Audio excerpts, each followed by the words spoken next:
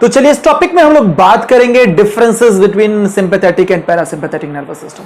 अभी तक हम लोगों ने क्या देखा, जितने भी एंटागोनिस्टिक फंक्शंस थे उनको एक एक करके हम लोगों ने देख लिया है। अब हम बात कर लेते हैं कि क्या क्या डिफरेंसेस हैं, सिंपैथेटिक का वर्किंग सिस्टम कैसे होता है, कहां से अराइजेस होते हैं, या उनके जो ब्रांचेस होते हैं नर्व फाइबर के कैसे होते हैं, फिर पैरासिम्पैथेटिक में कैसे इनका अरेंजमेंट होता है, एक एक करके इन सब चीजों को हम लोग देख लेते हैं। तो चलिए सबसे ड्रॉप कर लेते हैं सबसे पहला ये चार्ट, उसमें हम लोग करके एक एक करके ये सब सारी चीजों को देख लेंगे। ओके, तो चलिए यहां पर हम लोग एक एक करके इनमें डिफरेंसेस देख लेते हैं कि पैरासिम्पैथेटिक और सिंपैथेटिक कैसे कैसे अलग हैं। तो सबसे पहले हम बात करते हैं पोजीशन ऑफ गैंग्लिया के बारे में, कि गैंग्लिया का पोजीशन कैसा होता है, कहां कहां से अराइजेस होते हैं। तो सबसे पहले ये हम लोग को पता है कि ये होते हैं कितने, 21 पेयर होते हैं।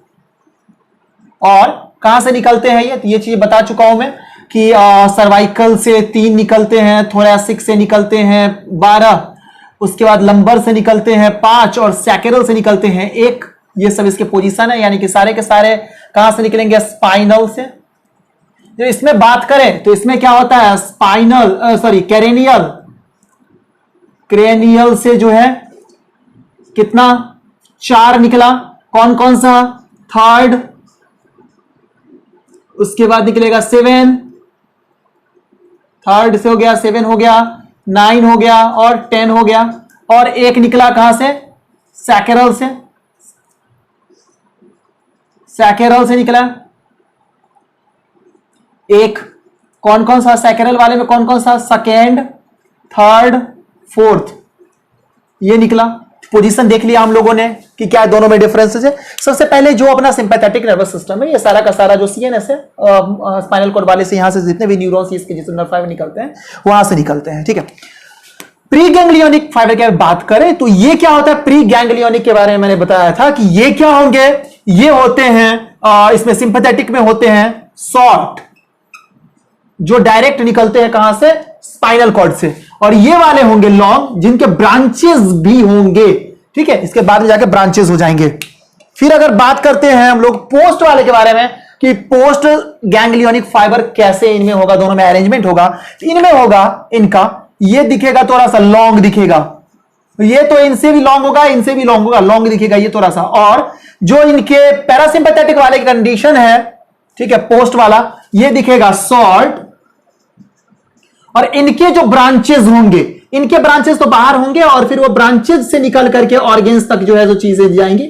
और इनमें क्या होगा कि ये यहां से जाएंगे पहले ऑर्गेन के अंदर में, और ऑर्गेन के अंदर में ब्रांचेस जो है इनके निकलते हैं। ठीक है, इनमें ये चीजें होती हैं।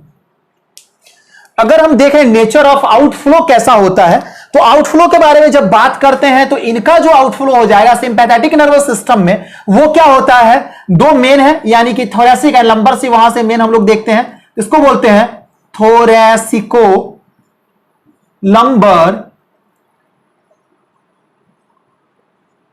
रीजन, या आउटफ्लो यहां से होता है। इसमें हो जाएगा कहां से, कैरेनियल और सैकेरल, तो दोनों को मिला देते हैं तो क्या हो जाएगा, क्रेनियो सैकेरल रीजन आउटफ्लो के लिए हो जाएगा।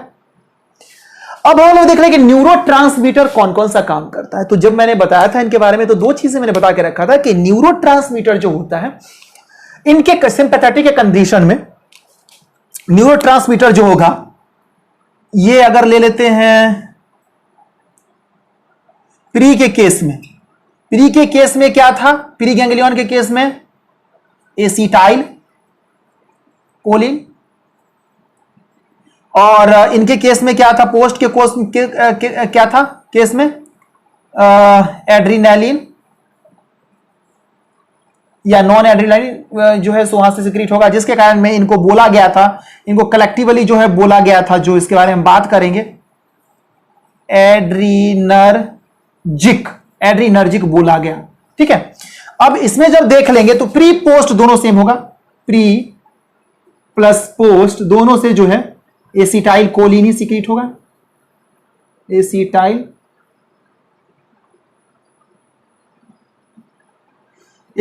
कोलिन ही सिक्रीट होगा। और इसके लिए इसको जो है बोला जाता है कोलियर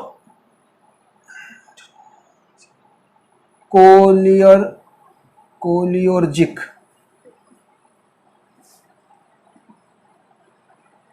कोलिनर्जिक, सॉरी, इसको बोलते हैं कोलिनर्जिक जो है, सो इनको बोला जाता है। इफेक्ट के केस में देख लें कि इनका क्या इफेक्ट होता है, जो सिंपैथेटिक वाले हैं और पैरासिम्पैथेटिक का। तो ये चीजें मैंने बता रखा था कि जो इनका जो इफेक्ट होगा वो क्या होता है,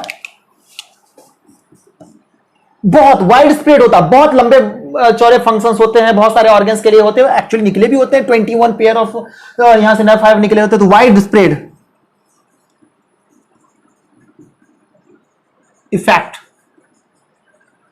इनका होगा। लिमिटेड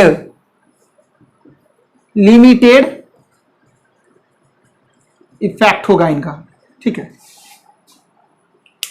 मोड ऑफ वर्किंग के बारे में अगर बात कर ले कि इनका मोड ऑफ वर्किंग कैसा होता है, तो ये जो इनका मोड ऑफ वर्किंग होगा, सबसे पहले क्या होगा कि एनर्जी कंज्यूमिंग होगा, एनर्जी कंज्यूमिंग, ठीक है। इमरजेंसी कंडीशन में काम करेंगे, इमरजेंसी कंडीशन में, स्ट्रेस में, और एक में काम करेंगे जिसको हम लोग बोलते हैं फियर, फाइट, ये सब चीजें इसी के अंदर आ जाती है, वर्सेस लिख दे रहा हूं, फियर, फाइट एंड फ्लाइट। इनके कंडीशन में जो है ये सब काम करता है, ठीक है। 3F के कंडीशन में, इसको मिटा दें, डायरेक्टली इसके ब्रैकेट में लिख देते हैं स्ट्रेस कंडीशन, जो लिख दिया मैंने यहां पे ब्रैकेट में लिख देते हैं 3F कंडीशन, ठीक है। इनमें ये काम करता है। अब अगर हम इसमें देखें मोड ऑफ वर्किंग, इनमें क्या होता है, यानी पैरासिम्पैथेटिक में क्या होता है, तो ये जो होगा इन्हें मोड ऑफ वर्किंग, ये होगा नॉर्मल कंडीशन में काम करेंगे, रेस्ट में और डाइजेस्ट कंडीशन में है इनका mode of nutrition, mode of working इनका होता है। इस तरह से जितने भी इनके कैरेक्टरिस्टिक्स है वो भी देख लिया हम लोगों ने, फंक्शंस तो देख ही लिया है पिछले वाले टॉपिक में। इसमें हम लोगों ने देख लिया है कि क्या क्या डिफरेंसेस हैं पैरासिम्पैथेटिक एंड सिंपैथेटिक वाले में, कैसे ये दोनों एक दूसरे से अलग है, ये सब सारी चीजें हम लोगों ने देख लिया है। अब हम लोग जो बात करेंगे नेक्स्ट टॉपिक वगैरह में, वो देखेंगे क्या जो अपना न्यूरॉन्स होता है उनका क्या मतलब प्रॉपर्टीज क्या होता है, कैसे उनका वो वर्किंग सिस्टम होता है, कैसे ये एक एक ऑर्गन्स तक जाते हैं और अपना इफेक्ट को स्प्रेड करते हैं, वो सब चीजों के बारे में हम लोग नेक्स्ट टॉपिक में बात कर लेते हैं। ओके।